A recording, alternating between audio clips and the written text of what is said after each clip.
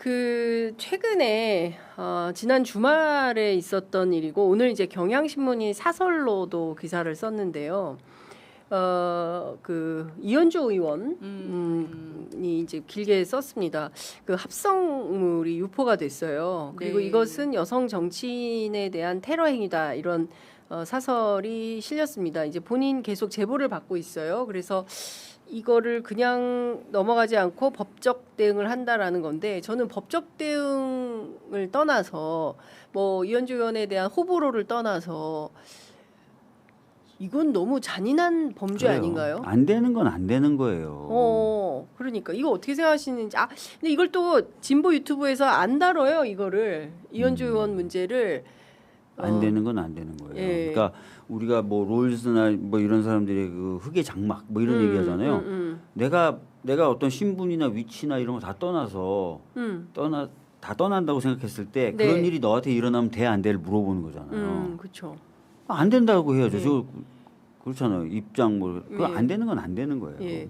제가 그래서 이제 이 사건이 처음에 터졌을 때 그 몇몇 의원님들한테 여쭤봤더니 일단 전화를 했는데 전화를 안 받으신다고 하더라고요. 그래서 이현주 의원님이. 예, 그래서 보좌관 통해서 확인했더니 너무 이제 심각한 충격을 받아서 병원에 입원 중이고 그 보좌진에 따르면 상당한 좀 치유가 필요하다라는 얘기를 했다는 거예요. 근데 말이 그렇지 그런 일을 당하면 너무 끔찍한 범죄의 피해자가 되는 거지 않습니까, 변호사님? 예, 특히 맞습니다. 우리 변호사님 성범죄 변호 많이 하시니까 이런 사건들 어떻게 예. 봐요? 그가 정치인이든 아니든 그가 고관대작이든 아니든 그 상관없는 것 같아요. 그러니까 저는 지금은 성범죄를 가해자 변론은 하지 않고 피해자 변론만 하고 있습니다만은 네. 저도 정치적인 호불호나 입장을 떠나서 이거야말로 혐오 범죄예요.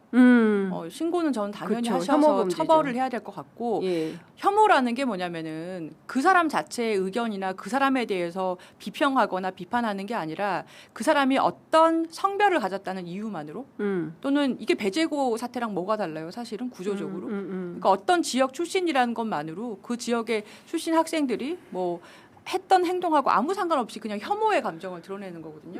그래서 여성 정치인들에 대해서나 여성 중에서 사회적으로 좀 명망이 있는 사람들에 대해서 어떤 비판을 하다가 그 비판이 본인의 성에 차지 않을 때 그걸 넘어서 혐오 표현을 여성 혐오 표현을 쓰면서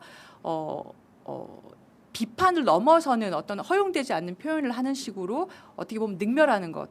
이거는 정말 저는 범죄로 명확하게 인식을 하고 이 부분에 대해서는 좀 다 떠나서 공동으로 대응해야 되는 게 아닌가 저는 그렇게까지 생각하고 네. 있어요. 그 우리 의원님 국회에 갓 들어오셨을 때 제가 처음에요? 예, 네. 그때 제가 10년이나 됐어요. 벌써 10년이 됐어요. 벌써 그렇게 되셨어요?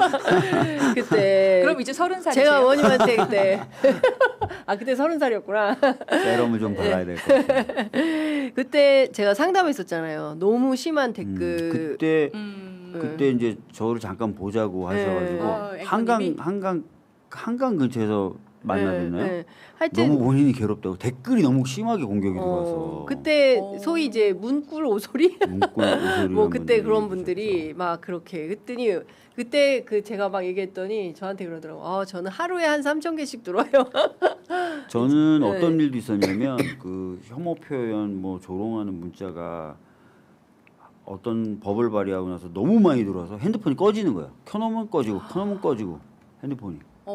그런 일도 있어요. 그런 일이 있었어요. 저도 처음 보는 현상이죠. 찡 울리다가 핸드폰 켜놓으면 갑자기 핸드폰이 꺼져버려요. 이게 너무 많이 과부하가 들어와서. 걸려서. 근데 그때가 어쩔 때냐면 제 딸이 갑자기 열이 확 올랐을 때였어요. 연락을 받아야 되는데. 그러니까. 아니 연락을 받아야 되는 게 아니라 이 핸드폰밖에 없잖아요. 보통 네. 길에서는. 그렇죠. 병원을 검색하고 병원에 전화를 해야 되잖아요. 그렇죠. 근데 꺼져 이게. 이 꺼져. 어. 미쳐버리겠더라고요. 병원 가야 되는데. 네. 야. 근데 너무 열정이 많아서 그런가? 다른 나라도 그런가? 이렇게까지 적극적으로 막 누구에 대해서 험담하고 비난하고 욕설을 퍼붓고 약간 배설 같은? 근데 그때도 법을 잘못 이해하셔가지고. 원이 그런 게 아닌데. 그런 게 아닌데. 그래서 이걸 참. 하여튼 뭐 근데 공론회장도 좀 만들고 네. 정보소통한 통로도 좀 다양하게 만들고. 예. 좀 해야 되겠죠. 그렇습니다. 그러니까 우리 정치가 조금 지금 뭐 이렇게 이상해졌어요. 그러니까 제가 보기에는 이 합당 논의부터 시작을 해서 지방선거 이렇게 되고 그리고 나서 이제 8.17 전당대회가 거의 하이라이트 수준이 될 것 같은데 어떤 협력과 단합과 그다음에 어떤 개혁을 위해서 모두가 함께 손을 잡고 연대해서 함께 나아가서 집단지성의 힘으로 대한민국을 조금 더 지금보다는 더 낮게 어떤 사회적 차별이나 사회적 약자가 힘들어하지 않고 모두가 더불어 함께 잘 살 수 있는 그런 나라를 만들어야 된다라는 긍정의 에너지로 쫙 오다가 갑자기 몇 달 사이에 이렇게 확 급변침을 하면서 분위기가 너무 침울해진 거예요. 그래서 다시 한번 좀 긍정의 에너지를 좀 만들어야 되는데 어떻게 이번 전당대회가 그렇게 긍정의 에너지를 만들 수 있겠습니까? 그렇게 해야 된다고 뭐 저도 그렇게 얘기하고 많은 의원들, 많은 당원분들이 얘기하고 계시죠. 네. 그러니까요. 어떻게 지켜보고 계세요? 더불어민주당 전당대회 저기 우리 변호사님께서는 어떤 마음으로 지켜보고 계세요?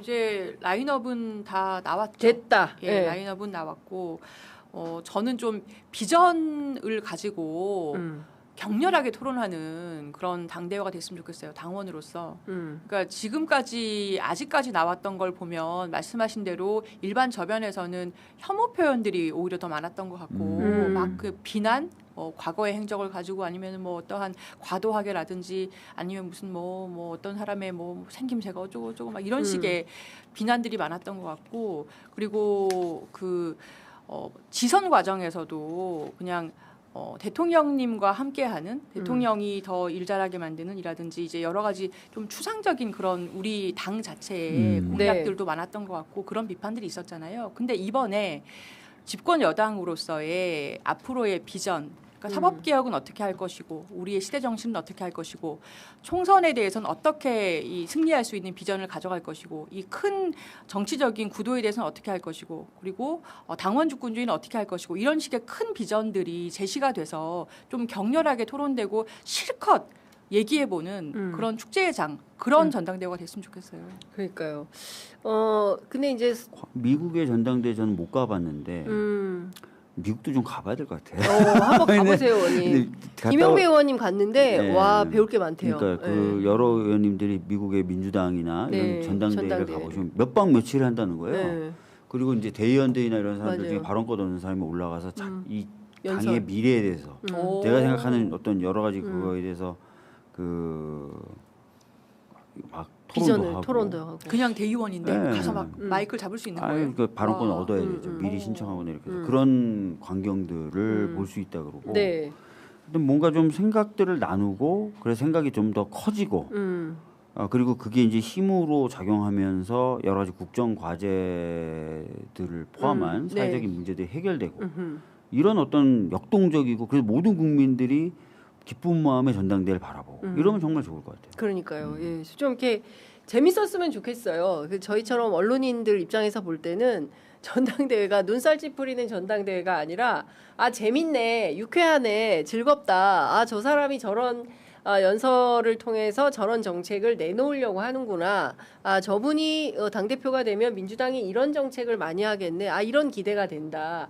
뭐 이런 걸 좀 비전을 볼 수 있는 그리고 의제 중심으로 정책 중심으로 토론 중심으로 가면 보는 사람들도 판단할 수 있잖아요. 이 당의 비전이 이렇구나. 이 당이 이렇게 가려고 하는구나. 뭐 그런데 지금은 사실상 이제 이전 투구 양상이 계속되니까 오늘 뭐 중앙일보 보셨죠? 못 봤어요. 1호 출마자 정청래부터 때렸다. 이제 김민석 전 총리의 어제 출마 회견을 가지고 이제 그리고 또 이어서 여러 인터뷰를 했는데 그에 대한 또 비판이 있는 겁니다.